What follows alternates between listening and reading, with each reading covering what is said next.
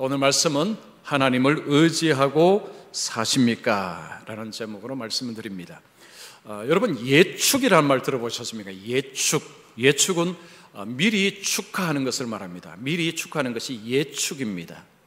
이 예축이라는 말을 어떤 때에 사용하는가 하면요, 어떤 일을 이제 시작을 할 때, 어떤 중요한 일, 큰 일을 시작을 할 때 그 일이 성공할 것이라고 상상하고 미리 이제 상상을 하는 것입니다.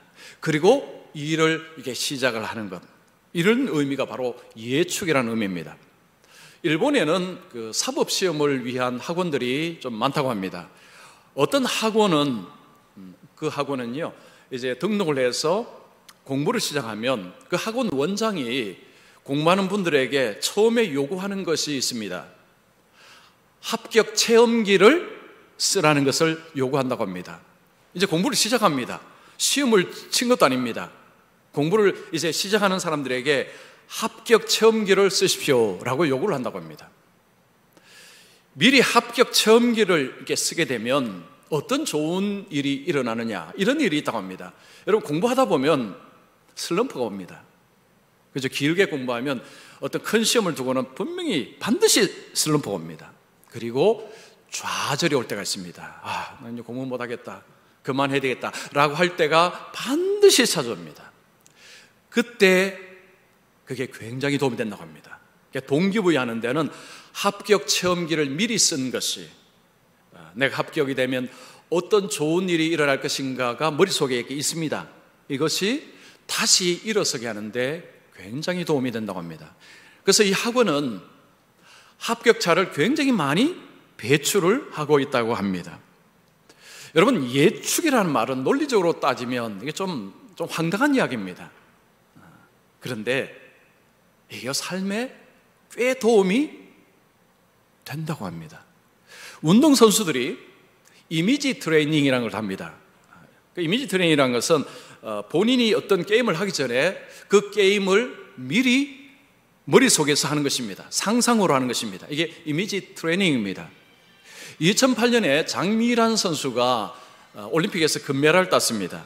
이 장미란 선수가 훈련을 할 때에 이미지 트레이닝을 많이 했다고 합니다. 본인이 올림픽에서 본인의 목표한 역기를 드는 이 훈련을, 상상 훈련을 꽤 많이 했다고 합니다. 오늘날 이 뇌과학은 굉장히 많은 것을 우리에게 알려주는데, 이 상상을 할 때 뇌는 마치 하고 있는 것처럼 여긴다라고 이야기합니다. 그래서 상상으로 무엇을 해보는 것은 꽤 유익하고 도움이 된다는 것입니다. 우리의 믿음이 이 예축하고 상당히 닮아 있습니다.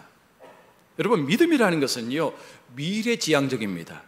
장래의 영광을 바라보는 것이 믿음입니다. 이 바라본다는 표현을 상상한다라고 표현할 수 있습니다. 장래의 구원, 장래의 영광, 하나님 나라, 거기에 관해서 상상을 하고 오늘 현재를 사는 것이 믿음입니다. 이 믿음의 특징은요, 하나님을 의지하는 것입니다. 하나님을 의지하는 것이 믿음입니다.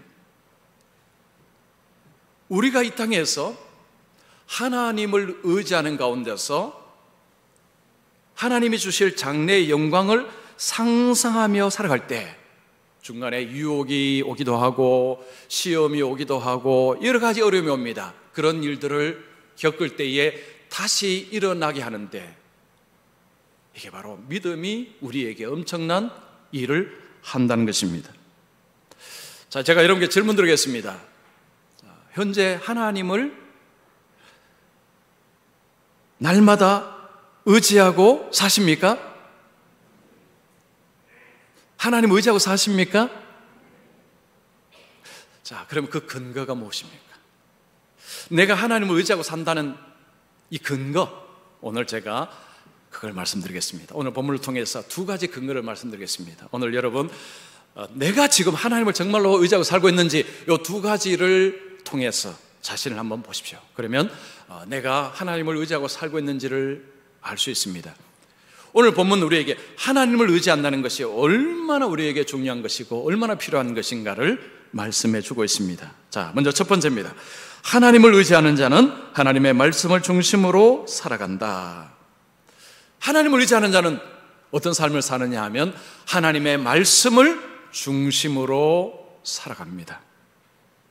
이스라엘 유명한 왕인 솔로몬이 죽고 나서 그 아들 르호보암이 왕이 되었습니다. 르호보암이 왕이 되었을 때 나라가 둘로 갈라집니다. 북쪽 이스라엘, 남쪽 유다로 나라가 둘로 갈립니다. 북쪽은 10지파입니다. 남쪽은 2지파입니다. 북쪽 왕은 여로보암 왕입니다. 르호보암, 여로보암 이 두 사람은 자주 싸웠습니다.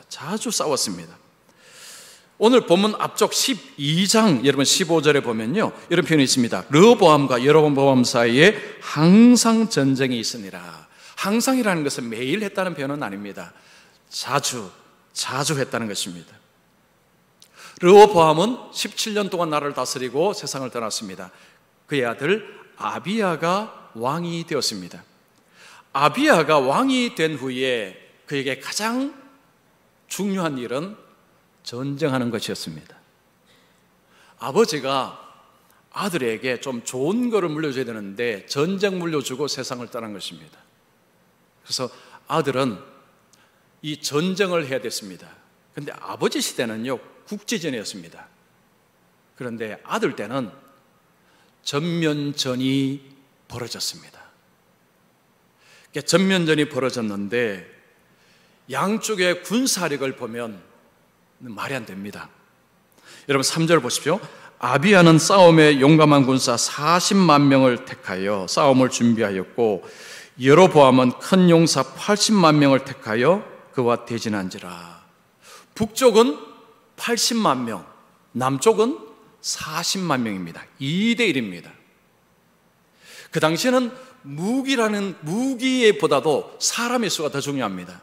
군인 수가 더 중요합니다. 위에는 80만 명이고 밑에는 40만 명입니다. 이 전쟁은 사실은 이미 게임이 끝났다고 할 수 있습니다. 여러분 40만 명이 어떻게 80만 명을 이길 수 있습니까? 이건 불가능합니다. 유다는 이 전쟁하면 치게 되어 있습니다. 절대적으로 불리합니다. 절대 열세입니다. 전쟁을 앞두고 아비야는 양쪽을 향해서 소리를 칩니다. 연설을 합니다. 특별히 북쪽 여로보암 그리고 북쪽의 군인들을 향해서 소리를 칩니다. 여러분 4절 보십시오. 아비야가 에브라임 산중 스마라임 산 위에 서서 이르되 여로보암과 이스라엘 무리들아 다 들으라. 고대 사회에서 전쟁을 하면 먼저 전쟁하기 전에 지도자들이 한마디씩 합니다. 여러분 이 골리앗이 등장해서 이스라엘에서 고래고래 고함 지른 거 우리가 성경에서 볼 수 있습니다. 아비야가 특별히 북쪽을 향해서 연설을 하는데 북쪽 사람들에게는 사기를 꺾는 것이고 남쪽 사람들에게는 결집을 시키는 것입니다. 남쪽은 자신감을 주고 북쪽은 명분 없는 전쟁 더 이상 하지 말아라 라는 그런 이야기를 합니다. 전쟁은요, 심리전이 굉장히 중요합니다. 이 권투 게임을 여러분 보시면 시합하기 전에 두 선수가 눈싸움 합니다. 아주 눈싸움 치열합니다. 기싸움인 것입니다. 이게 굉장히 중요하다고 합니다. 전쟁도 심리가 중요하다는 거죠. 그래서 저쪽은 사기를 꺾어야 되고 우리 쪽은 사기를 들어 올려야 됩니다. 지금 이 아비야가 그 연설을 합니다. 먼저 아비야가 이 정통성을 이야기합니다. 이스라엘의 정통성은 북쪽에 있지 않고 우리 남쪽에 있다라는 것을 먼저 이야기합니다. 여러분 5절 7절 보십시오. 이스라엘 하나님 여호와께서 소금 언약으로 이스라엘 나라를 영원히 다윗과 그의 자손에게 주신 것을 너희가 알 것 아니냐. 다윗의 아들 솔로몬의 신하 느밧의 아들 여로보암이 일어나 자기의 주를 배반하고 남봉군과 잡배가 모여 따름으로 스스로 강하게 되어 솔로몬의 아들 르호보암을 대적하였으나 그때에 르호보암이 어리고 마음이 연약하여 그들의 입을 능히 막지 못하였느니라. 자, 아비야는 지금 그 북쪽 사람들 향해서 여로보암을 향해서 너희들은 불법 정권이다. 그런 이야기를 하는 것입니다. 왜냐하면 하나님께서 이스라엘에게 왕권을 세우실 때 그 왕권은 다윗 왕권이라는 것입니다. 즉 이스라엘의 왕은 다윗 그 후손에서 왕이 나오는 것이 하나님께서 정하신 법이라는 것입니다. 하나님이 언약을 주셨다는 것입니다. 너희들은 불법이라는 거죠. 우리는 합법적인 정통성이 있는 나라라는 것입니다. 북쪽은 불법의 나라라는 것입니다. 그러면서 여로보암을 맹비난합니다. 반역하고 나가서 나라를 세운 자, 불법의 나라를 세운 자로 맹비난을 합니다. 여러분, 이 연설은요, 반은 맞고 반은 틀렸어요. 여로보암이 나라를 세운 것은 하나님의 뜻이었습니다. 왜냐하면 솔로몬이 반역을 했습니다. 솔로몬이 언약을 깨어버렸습니다. 그래서 하나님께서 찢어서 여로보암에게 주신 것입니다. 여기 보면 소금 언약이라는 표현을 씁니다. 소금이라는 것은 변하지 않는 것입니다. 바로 그 변하지 않는 성질을 가지고 이야기합니다. 하나님께서 다윗에게 언약, 변하지 않는 언약을 주셨는데 그것이 바로 다윗과 그 후손에게 왕위를 주신다는 것입니다. 그래서 우리 남쪽은 합법이요, 북쪽은 불법이요 라는 것입니다. 그러면서 그 군인들에게 너희들은 불법으로 좀 전쟁하니까 명분이 없다, 그 이야기를 하는 것입니다. 8절 9절은 굉장히 중요합니다. 이것은 아비의 말이 옳습니다. 여러분 8절 9절을 보십시오. 이제 너희가 또 다윗 자손의 손으로 다스리는 여호와의 나라를 대적하려 하는도다. 너희는 큰 무리요 또 여로보암이 너희를 위하여 신으로 만든 금송아지들이 너희와 함께 있도다. 너희가 아론 자손인 여호와의 제사장들과 레위 사람들을 쫓아내고 이방 백성들의 풍속을 따라 제사장을 삼지 아니하였느냐? 누구를 막론하고 어린 수송아지 한 마리와 순양 7마리를 끌고 와서 장립을 받고자 하는 자마다 허무한 신들의 제사장이 될 수 있도다. 이 말은 너희들이 하나님을 반역하고 있다, 너희들은 하나님의 율법을 정면으로 깨고 있다, 그 이야기입니다. 이유는 두 가지입니다. 첫 번째, 너희들은 금송아지를 섬기고 있다. 하나님이 지극히 싫어하는 그 금송아지를 너희들이 만들어서 지금 섬기고 있다. 또 하나는 너희들의 그 종교 속에 있는 제사장들은 전부 불법이다. 하나님께서 레위 제사장, 레위 계열로 제사장을 삼으셨는데 너희들은 그거 다 쫓아내고 뇌물 주는 사람들을 전부 제사장 다 앉혔다는 것입니다. 즉 하나님의 율법에 합당하지 않는 자들을 제사장으로 세웠다는 것입니다. 아비야는 북쪽을 향해서 하나님을 반역하는 패역한 자들임을 근거를 가지고 설명을 한 것입니다. 그러면서 우리 남쪽은 그렇지 않다고 이야기합니다. 여러분 11절 보십시오. 하반절 보시면 우리는 우리 하나님 여호와의 계명을 지키나 너희는 그를 배반하였느니라. 너희들은 하나님을 배반하고 하나님의 말씀을 저버렸지만 우리는 남쪽은 하나님의 말씀을 지켰다라고 이야기합니다. 아비야는 지금 연설할 때요 자신감이 충만합니다. 뭐 기죽거나 뭐 우물쭈물하거나 그렇지 않습니다. 아주 당당하게 이야기합니다. 여러분, 아비야가 지금 굉장히 불리한 상황에서 어떻게 이렇게 당당하게 말할 수 있을까요? 근거는 하나님의 말씀을 따라서 살고 있기 때문입니다. 즉 남유다는 하나님의 말씀에 순종하고 있기 때문에 자신감이 넘칩니다. 여러분 10절 보시면 우리에게는 여호와께서 우리 하나님이 되시니, 이 표현이 이런 표현입니다. 하나님은 너희 편이 아니고 우리 편이다. 왜냐하면 우리는 하나님의 말씀을 순종하고 있고 너희들은 하나님의 말씀을 저버렸기 때문에 하나님은 너희 편이 아니고 당연히 우리 편이지. 여러분, 아비야의 말을 듣고 있으면요 근거가 있는 말을 또박또박 하고 있습니다. 지금 근거를 가지고 이야기합니다. 그리고 그는 마지막에 이 승리는 우리의 승리일 수밖에 없다. 왜냐? 하나님이 우리 편이기 때문에. 12절 보십시오. 하나님이 우리와 함께하사 우리의 머리가 되시고 그의 제사장들도 우리와 함께하여 전쟁의 나팔을 불어 너희를 공격하느니라. 이스라엘 자손들아, 너희 조상들의 하나님 여호와와 싸우지 말라. 너희가 형통하지 못하리라. 하나님은 우리 편이다.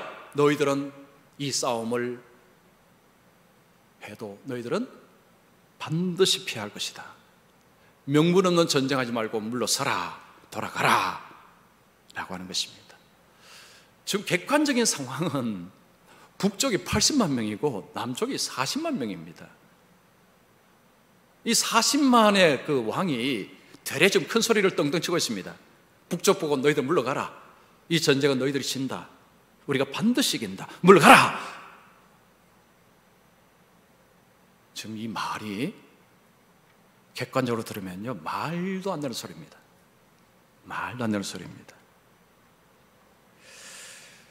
여러분, 하나님을 의지하는 사람은 어떤 어려움이 있을 때에 언어가 다릅니다. 언어가 다릅니다. 언어 속에 소망이 들어가 있습니다. 어려움 속에 있을 때에 부정적인 언어, 어떤 언어를 많이 씁니까? 죽겠다, 큰일 났다, 이제 끝났다.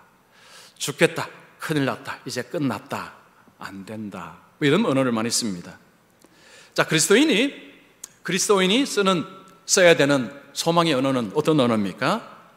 하나님이 도우실 것이다. 자, 여러분 따라해 보십시오. 하나님이 도우실 것이다. 하나님의 선한 계획이 있을 것이다. 고난이 유익이 될 것이다. 어려움 속에서 있으면서 여러분, 하나님을 의지하는 그리스도인들의 입에는 소망이 묻어납니다. 이 언어는요, 우리가 사용하는 언어는 마음의 표현입니다. 예수 믿는 사람들의 언어는요, 믿음의 표현입니다. 우리 성도님들의 입에서 긍정, 소망의 언어가 나온다는 것은 여러분 마음속에 믿음이 작동하고 있다는 증거입니다. 그런데 만약 여러분 마음속에, 여러분 입속에서 부정의 언어가 아이고 죽겠다, 안 된다, 끝났다 라고 부정의 언어가 솟아난다면 여러분 마음속에는 믿음이 작동하지 못하는 것입니다. 오히려 두려움, 불안이 여러분의 마음을 장악하고 있는 것입니다. 우리 마음속에 믿음이 작동하려면 우리의 입에서 소망의 언어가 나오려면 어떻게 해야 됩니까? 하나님을 의지해야 합니다. 자, 하나님을 의지한다는 것 무엇입니까? 하나님의 말씀을 붙드는 것입니다. 하나님의 말씀을 붙들고 살아가는 것입니다. 여러분, 왜 하나님의 말씀을 붙들 때 소망의 언어가 나올까요? 말씀에 약속이 있기 때문입니다. 자, 여호수아 1장 7절 말씀, 우리 큰 소리를 칩니다. 시작. 강하고 극히 담대하여 나의 종 모세가 내게 명령한 그 율법을 다 지켜 행하고 우로나 좌로나 치우치지 말라. 그리하면 어디로 가든지 형통하리니. 여러분, 성경 읽을 때 같이 읽으십시오. 우리가 입으로 말하는 것은 내가 눈으로 보는 것하고 완전히 다릅니다. 입으로 크게 하시면 좋습니다. 보십시오. 여호수아가 가나안 땅을 향해서 나아가는 그에게 하나님이 말씀하신 것은 하나님께서 주신 율법을 지켜라. 그 다음에 어떻게 된다고요? 어디로 가든지 형통하리라. 이 말은 그가 해야 될 일을 할 수 있게 될 것이다. 성공하리라, 승리하리라 라는 말씀입니다. 하나님의 말씀을 붙들고 갈 때는 거기에 약속이 붙어 있습니다. 승리가 약속이 붙어 있습니다. 자, 우리가 순종한다고 할 때면 늘 마음속에 부담이 생깁니다. 아유, 나 다 순종하지 못하는데. 주님께서 우리를 보실 때 뭘 보십니까? 믿음을 보십니다. 여러분, 하나님이 우리를 보실 때 예수 안에 있는 믿음을 보십니다. 믿음의 특징이 무엇입니까? 믿음은 하나님의 말씀에 귀를 기울입니다. 하나님의 말씀에 귀를 기울입니다. 하나님의 말씀을 듣고자 합니다. 그리고 그 말씀을 붙들고 살고자 합니다. 물론 온전하지 못합니다. 여러분, 우리 누구도 온전히 말씀을 지키는 사람 아무도 없습니다. 하나님은 우리가 하나도 빠짐없이 다 말씀을 지키나 안 보나 그거 보시는 것이 아니고 우리의 믿음을 보십니다. 믿음은 말씀의 귀를 열고 말씀을 듣고 그리고 그 말씀을 삶의 중심으로 사는 것입니다. 그래서 여러분 한 사람의 삶을 쭉 볼 때요, 과거의 삶을 볼 때에 이분은 말씀을 중심으로 살았다 안 살았다 말을 할 수 있습니다. 이거 어렵지 않습니다. 이렇게 말하는 거 그렇게 어렵지 않습니다. 여러분 지난 6개월의 삶을 한번 돌아보십시오. 지난 6개월의 삶을 한번 돌아보십시오. 말씀을 중심으로, 말씀을 삶의 기준으로 여러분 살아오셨습니까? 내 삶을 얘기할 때 나는 그래도 말씀을 중심으로 살았다라고 하실 수 있습니까? 그러면 여러분은 하나님을 의지하고 살아오셨습니다. 하나님을 의지하고 살아오셨다면, 말씀을 붙들고 살아오셨다면 여러분의 입술에는 소망의 언어가 나올 것입니다. 왜냐? 말씀에는 약속이 붙어있기 때문입니다. 자, 오늘 우리 예배하는 분들은요, 소망의 언어를 쓰시는 분들이 되시길 축원합니다. 그럼 어떻게 된다고요? 하나님을 의지하셔야 됩니다. 자, 하나님 의지하는 건 무엇입니까? 말씀을 붙들고 사는 것입니다. 그래서 말씀을 붙들고 살아가셔서 소망의 언어를 많이 쓰시는 우리 성도님들이 되시면 좋겠습니다. 자, 두 번째입니다. 하나님을 의지한다는 것은 하나님을 간절히 찾으며 살아가는 것이다. 하나님을 간절히 찾는 것이 하나님을 의지하는 것입니다. 아비야는 전쟁을 하기 전에 북쪽을 향해서 이 전쟁 명분 없는 전쟁이다, 너희들은 반드시 진다, 물러가라 라고 막 큰 소리를 칩니다. 여러분이 여로보암이라면, 북쪽 왕이라면 그 소리를 들을 때 어떻게 반응하시겠습니까? 아마 고숨 칠 것입니다. 지금 전쟁은 이미 하기 전에 이미 거의 게임이 끝났다고 볼 수 있습니다. 80만 명 대 40만 명입니다.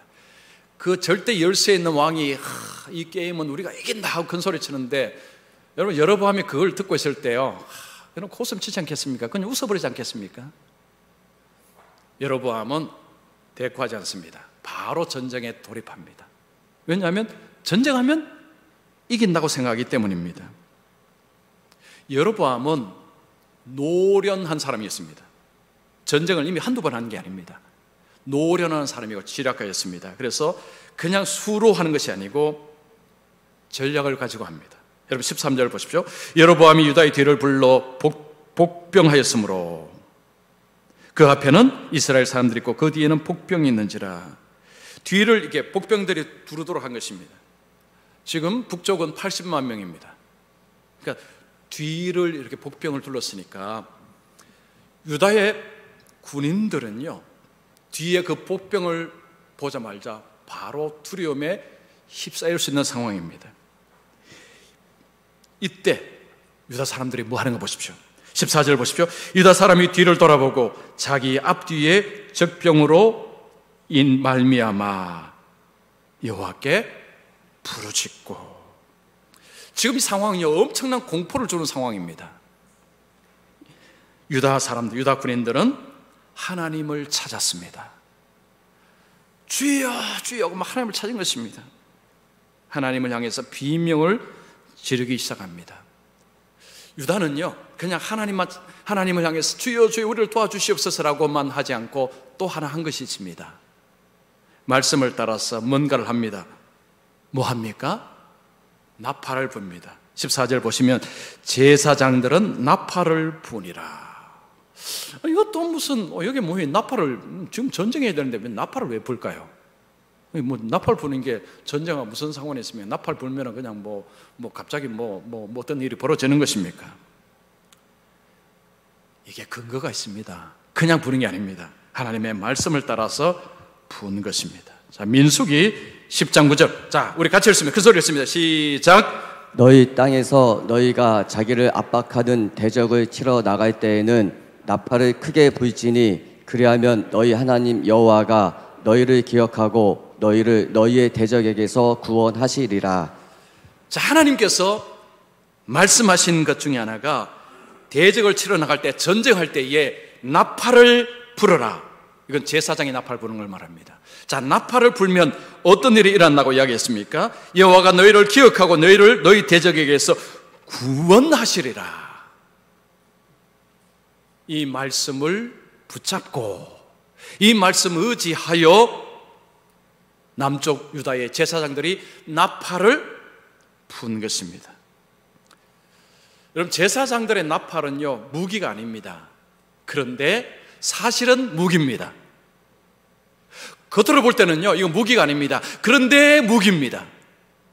왜냐하면 이 나팔을 분다는 것은 이 전쟁은 하나님의 전쟁이다, 이걸 선포하는 것입니다. 이 전쟁은 여호와의 전쟁이다, 하나님께서 공격하신다, 하나님이 치신다라는 것을 선포하는 것입니다. 그래서 어떤 일이 벌어졌습니까? 15절 보십시오. 유다 사람이 소리 지르매 유다 사람이 소리를 지를 때에 하나님이 여로보암과 온 이스라엘을 아비야와 유다 앞에서 치시니,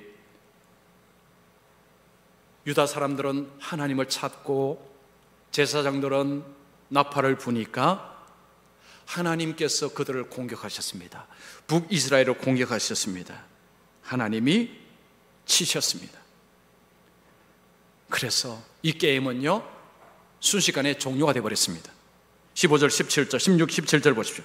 이스라엘 자손이 유다 앞에서 도망하는지라 하나님이 그들의 손에 넘기셨으므로 아비야와 그의 백성이 크게 무찌르니 이스라엘이 택한 병사들이 죽임을 당하고 엎드린 자들이 몇 명이었다고요? 50만 명. 80만 명 중에서 50만 명이 그냥 죽어버렸습니다. 순식간에. 이 전쟁은 거기서 끝나버렸습니다. 여로보암은 엄청난 피해를 입었습니다. 그런데 여로보암은 재기를 못합니다. 20절 보십시오. 아비야 때 여로보암이 다시 강성하지 못하고, 이것은 다시 회복하지 못했다는 것입니다. 여호와의 치심을 입어 죽었고, 하나님께서 치셨다는 것이죠. 이게 굉장히 무서운 표현입니다. 하나님이 치셨다, 하나님이 심판하셨다. 여로보암은 회복을 못했습니다. 그래서 하나님은 두렵습니다. 하나님은 두려운 분이십니다. 하나님을 대적하는 것은요, 자살골입니다. 자살골. 자기 골에 골 넣는 것입니다. 회복 불능 상태로 자신의 인생을 모으는 것입니다. 여러분, 아비야의 승리의 비결이 무엇입니까? 18절이죠. 그때 이스라엘 자손이 항복하고 유다 자손이 이겼으니 이는 그들이 그들의 조상들의 하나님 여호와를 의지하였음이니라. 아비야와 유다의 승리는 18절에서 요약해서 설명합니다. 그들이 하나님을 의지하였기 때문이다. 그들이 어떻게 하나님을 의지했습니까? 말씀을 붙들었습니다. 말씀을 따랐습니다. 그리고 하나님을 찾았습니다. 하나님을 불렀습니다.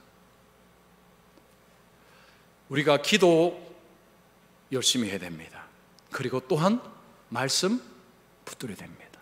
이 두 개를 같이 가야 됩니다. 이것이 하나님을 의지하는 것입니다. 여러분, 오늘날 그 세상 속에서 이 기도라는 표현을 많이 씁니다. 교회를 안 다니는 사람들은 사실 기도를 하는 사람들이 있어요. 그냥 자기가 그냥 자기 나름대로 이렇게 기도를 하는 사람이 있고요. 여러분, 각 종교마다 기도가 다 있습니다. 이러다 보니까 어떤 현상이 벌어지고 있는가 하니까요, 기도에 대해서 이 평가절하하는 현상이 그냥 사회 속에 그냥 밑바닥에 깔려 있습니다. 심지어는 교회를 다니는 사람에게도 영향을 미치고 있습니다. 제가 지난주에 어쩌다 한국인이라는 책을 제가 읽게 되었습니다. 이 책은 고려대학교 심리학과 교수가 쓴 책입니다. 이분은 종교가 없는 분입니다. 이분이 한국 이 종교인들의 기도에 관해서 이런 표현을 썼습니다. 한번 들어보십시오. 한국 사람들은 자녀의 대학 입학을 위해, 사업의 성공을 위해, 가족의 건강을 위해, 심지어 복권 당첨을 위해 각자 자신이 믿는 신앙의 그분에게, 자기 믿는 신에게 비는 경향이 있다. 한국 종교의 문제는 많은 사람들이 각자 서로 다른 그분에게, 같은 소원을 빌고 있음에도 불구하고 서로 다른 그분이 자신들의 소원만은 꼭 들어줄 것이라고 철석같이 믿고 있다는 것이다. 이 표현이요, 기도에 관해서 굉장히 평가절하는 것입니다. 가만히 보니까 뭐 불교를 믿든 기독교를 믿든 사람들이 구하는 걸 보니까 뭘 구한다는 것입니까? 자녀의 대학 입학, 사업의 성공, 가족의 건강, 심지어는 복권 당첨을 위해서도 빌고 있더라. 종류는 다른데 비는 것은 다 똑같더라. 그리고 자기가 믿는 그 신이 해줄 것으로 철석같이 믿고 있더라. 약간의 비아냥입니다. 기도에 대해서 말이 안 된다. 자, 여러분 들으실 때 어떤 생각이 드십니까? 자, 오늘날 현대인들, 특별히 지성인들, 신앙이 없는 지성인들이 많습니다. 지성인들에게 종교, 그리고 종교인들이 하는 기도, 무가치하다고 그렇게 평가를 합니다. 저는 제가 이걸 읽으면서 이분이 모르는 것이 있다는 것을 제가 생각했어요. 이분이 모르는 게 있습니다. 여러분, 우리가 자녀의 어떤 대학 입학을 위해서 또 사업을 성공을 위해서 기도하는 것은요, 잘못된 것이 아닙니다. 기도할 수 있습니다. 기도해야죠. 자녀가 시험을 준비하는데 당연히 기도해야죠. 그런데 우리는 그것만 기도하는 것이 아닙니다. 여러분, 우리가 기도할 때 맨날 그냥 내 자식 잘 되게 해주시오, 뭐 사업 잘 되게, 이것만 기도합니까? 아닙니다. 또 다른 기도를 합니다. 여러분, 설교 노트에 제가 우리 예수 믿는 사람들의 기도의 세 단계를 적었습니다. 한번 보시면 첫 번째는요, 우리의 필요를 구합니다. 하나님, 내 자녀 공부 잘하게 하옵소서, 건강하게 하옵소서. 이것은 현실의 필요입니다. 예수님께서도 일용할 양식을 위해서 기도하라고 했습니다. 여러분, 기도할 수 있습니다. 기도하십시오. 근데 이것만 기도하시면 안 됩니다. 그보다 좀 더 높은, 차원 높은 기도가 있습니다. 하나님의 인도하심을 구하는 것입니다. 이게 왜 필요하냐면요, 여러분, 우리는 나그네입니다. 우리는 아직 천국에 들어가지 않았습니다. 이 땅에서 천국을 가는 데는 우리 힘으로 절대 못 갑니다. 보이지도 않습니다. 하나님이 우리를 인도해 주셔야 됩니다. 그래서 하나님, 내 삶을 인도하여 주시옵소서라는 기도가 반드시 필요합니다. 그리고 그보다 좀 더 높은 기도가 뭐냐 하면 하나님 그분을 구하는 것입니다. 하나님을 구하는 것입니다. 이 말은 하나님의 임재를 구하는 것이고 하나님의 함께 하심을 소망하는 것입니다. 하나님이 나와 함께 하신다면 나는 겁날 것이 없습니다 라는 거죠. 여러분, 아비야와 유다는요, 눈에 보이는 적을 앞에 두고 대치하고 있습니다. 우리도 적이 있습니다.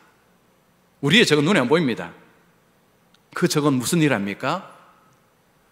우리의 길을 자꾸 막습니다. 우리의 길을 자꾸 막습니다. 이런저런 자꾸 막습니다. 그래서 여러분, 우리가 내 힘과 내 능력과 내 지혜로 인생을 한번 싸워보겠다. 아예 포기하십시오. 눈에 보이는 적을 어떻게 이길 겁니까? 여러분, 사탄은 실제입니다. 실제. 여러분, 공상과학이 아닙니다. 사탄은 실제입니다. 사탄은 지금도 일하고 있습니다. 어떻게 이길 겁니까? 하나님이 우리와 함께 하심으로 하나님이 우리 대신에 싸워 주셔야지만 나갈 수 있습니다. 전진이 가능합니다. 수많은 장애물들, 수많은 어려움들을 거쳐 나가야 됩니다. 이걸 여러분 어떻게 하시려고 하십니까? 여러분의 힘으로, 여러분의 지혜로, 여러분의 경험으로? 아니요, 아예 포기하십시오. 못합니다. 많은 사람들이 교회를 다니다가 중간에 포기하는 분들이 의외로 많습니다. 자기를 의지해서 그렇습니다. 자기를 의지해서 그렇습니다. 자기를 의지하면요, 끝까지 못 갑니다. 불가능합니다. 못 가요. 내 머리로 하나님을 이해하겠다. 여러분, 포기하십시오. 하나님이 나를 위해서 싸워주시지 않다면 저는 목회 못합니다. 여러분, 이 힘든 목회 제가 제 힘으로 어떻게 하겠습니까? 하나님이 대신 해주셔야 제가 지금까지 온 것입니다. 제가 좀 14년 온 게요, 이 기적입니다. 기적. 하나님이 앞서서 해주신 것이 너무 많습니다. 제가 말로 하면 정말 많습니다. 우리는 하나님을 찾아야 됩니다. 하나님. 여러분 기도하실 때 삶의 필요를 위해서 기도하십시오. 근데 그것만 기도하지 마시고 하나님 그분을 찾으십시오. 저는 하나님이 필요합니다. 저는 주님이 필요합니다. 주님 제 삶에서 싸워주시옵소서. 우리가 하나님을 의지한다는 것은 말로만 되는 게 아니고 실제적으로 하나님을 구하는 자가 하나님을 의지하는 자입니다. 자, 오늘 본문에서 하나님을 의지하는 자에게 결국 무슨 일이 벌어졌습니까? 장래의 영광. 그 아비야가 소망한 것이 실제로 이루어졌습니다.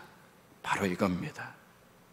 이 땅에서 우리 하나님 눈에 보이지도 않습니다. 미래도 안 보입니다. 근데 하나님의 약속이 있습니다. 그 약속을 붙들고 보이지 않는 그 하나님을 부르면서 가신다면 지금은 아무 실체가 없어요. 그러나 그렇게 의지해서 가신다면 결국에는 여러분들이 승리하실 것입니다. 믿으십니까? 믿으셔야 돼요. 믿으셔야 됩니다. 저는 믿습니다. 그래서 여러분 우리 교회 그리고 우리 성도님들은요, 성도님은 하나님을 의지하고, 그죠? 주님을 의지하고 그렇게 살아가셔서 우리 하반기도 이제 7월 시작입니다. 12월 우리 22년이죠. 22년 하반기도 하나님 의지하시면서 주님 안에서 승리의 영광을 맛보시기를 축원합니다.